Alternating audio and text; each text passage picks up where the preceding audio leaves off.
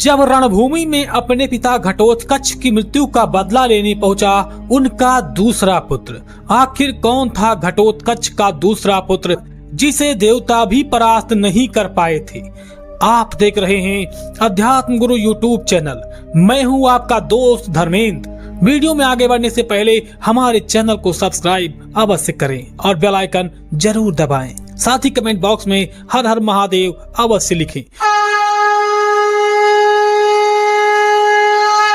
महाभारत के एक प्रसिद्ध योद्धा घटोत्कच, जिसके बल का जिक्र महाभारत में अक्सर किया जाता है और उनसे भी शक्तिशाली थे उनके बड़े बेटे यानी बर्बरीक, जिनके युद्ध कौशल और तीर की वजह से भयभीत होकर भगवान श्री कृष्ण को दान में उनका शीश मांगना पड़ा। लेकिन इस परिवार में एक और शूरवीर ने जन्म लिया था जो बेहद ही शक्तिशाली था।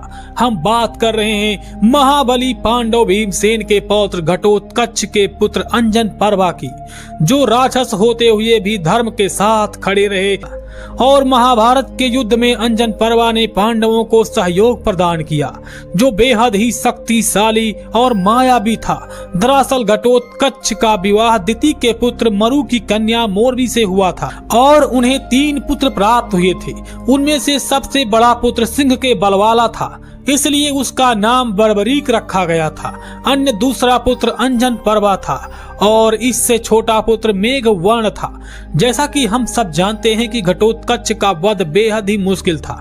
कौरव पक्ष में कोई भी नहीं था जो घटोत्कच को मार सकता था। जब घटोत्कच ने कौरवों पर हमला किया तो आधी सेना का विध्वंस कर डाला और तब कर्ण को इंद्रदेव से कवच और कुंडल के बदले में वास्तविक शक्ति का प्रयोग करना पड़ा। दरअसल इसके पीछे भी भगवान श्री कृष्ण की ही एक लीला थी। अंजन पर्वा के बड़े भाई यानी बर्बरीक की शक्ति के बारे में भगवान श्री कृष्ण सब कुछ जानते थे। जैसा कि बर्बरीक ने अपनी माता को वादा किया था कि हारे हुए बच्चे का साथ देंगे और चिंतित भगवान श्री कृष्ण को दान रूप में बर्बरीक का सिर मांगना पड़ा।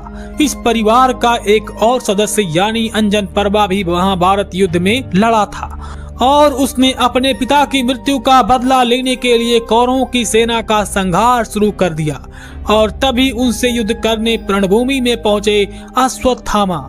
इन सब का वर्णन हमें महाभारत के द्रोण पर्व के अध्याय 156 में मिलता है। इस श्लोक 63 से लेकर 99 तक इसके बारे में बारीकी से बताया गया है। इसके अनुसार घटोत्कच की मृत्यु की खबर जैसे ही अंजन पर्वा को मिली उसी समय वह तिलमिला उठा और युद्ध भूमि में जा पहुंचा। अंजन पर्वा सीधे दुर्योधन का वध करने के लिए आगे बढ़ा। अपने विशालकाय रथ में आगे बढ़ रहा था जिसमें बड़े बड़े घोड़े उसे खींच रहे थे और तभी घटोत्कच के तेजस्वी पुत्र अंजन पर्वा ने अपनी ओर आते हुए अश्वत्थामा को देखा और उन्हें उसी प्रकार रोक दिया जैसे गिरिराज हिमालय आंधी को रोक देता है। भीमसेन के पुत्र अंजन पर्वा ने उसी समय अश्वत्थामा को कई सारे बाण छोड़े और उनके बाण से आच्छादित हुए अश्वत्थामा मेघ की धारा से आवृत्ति मेरु पर्वत के समान सुशोभित हो रहा था।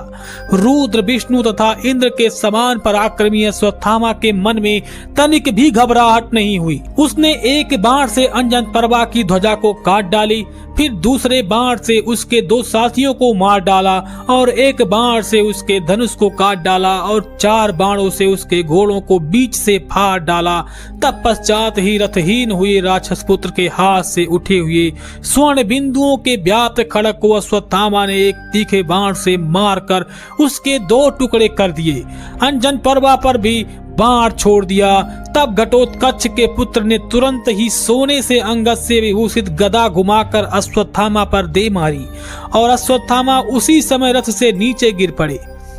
परंतु अश्वत्थामा के बाणों से आहत होकर अंजन पर्वा भी जमीन पर गिर पड़े और तभी अंजन पर्वा ने अपनी मायावी शक्तियों का आवाहन किया। अंजन पर्वा ने तब आकाश में उछलकर प्रलय काल के मेघ की भांति गर्जना करते हुए आकाश से वृक्षों की वर्षा आरंभ कर दी और कौरव सेना में हाहाकार मच गया।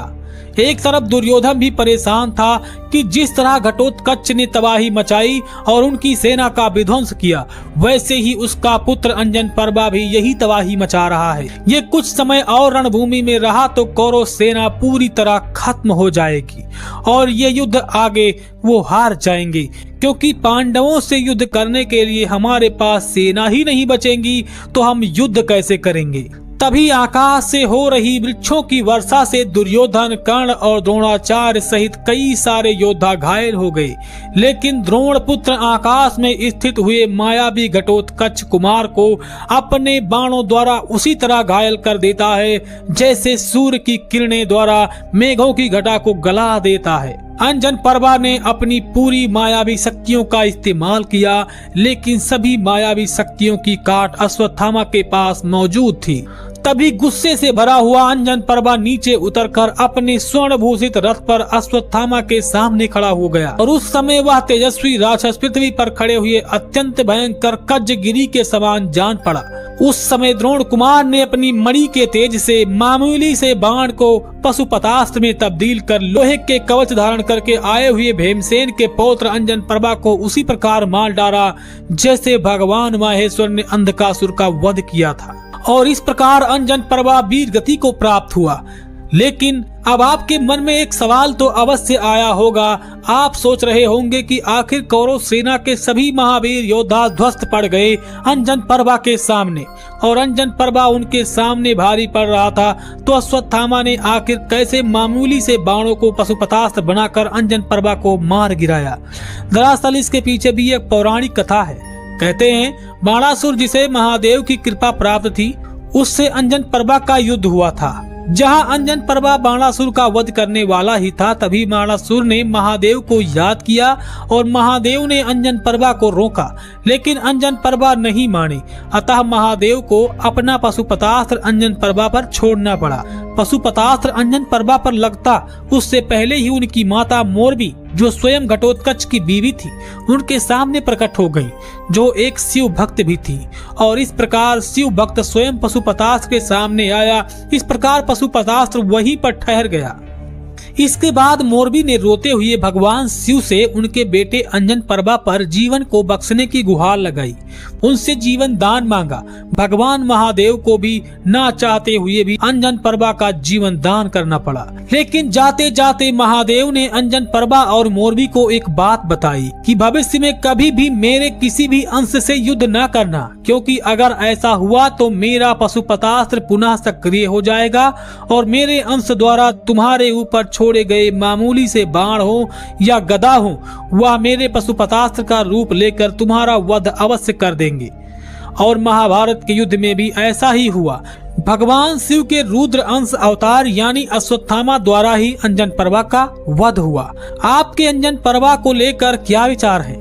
आप क्या सोचते हैं? कमेंट बॉक्स में हमें जरूर बताएं। और क्या आप भी मानते हैं कि अंजन पर्वा एक महान योद्धा थे? अगर हाँ तो कमेंट बॉक्स में हमें अवश्य लिखिए। अगर आपको हमारी ये खास जानकारी वीडियो पसंद आई है तो इसे लाइक कीजिए, और चैनल पर नए हैं तो चैनल को सब्सक्राइब कीजिए। और अगर वीडियो पसंद आया है तो और भी अन्य रिश्तेदारों के पास भी शेयर कीजिए। मिलेंगे एक नए वीडियो के साथ किसी अन्य वीडियो में। तब तक के लिए लेते हैं आपसे इजाजत। जय श्री कृष्ण।